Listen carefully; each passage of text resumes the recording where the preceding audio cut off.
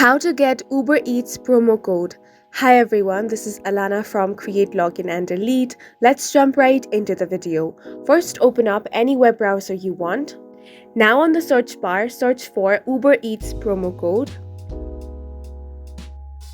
Then you're going to find different websites that is going to give you the Uber Eats promo code. You can click on any of the reliable websites. So one of the websites is latimes.com. Here you can find different Uber Eats promo code that you can use. All you have to do is scroll down and find the one which is best for you. Once you have found it, tap on View Coupon.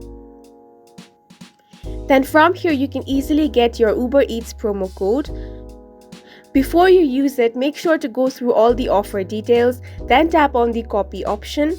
Now you can use this promo code while checking out in the Uber Eats website or app, or you can tap on Visit Uber Eats, and that's going to directly bring you to the Uber Eats website where you can easily redeem your promo code. And that's it for this video. Please make sure to hit the like button and subscribe for more helpful tutorials.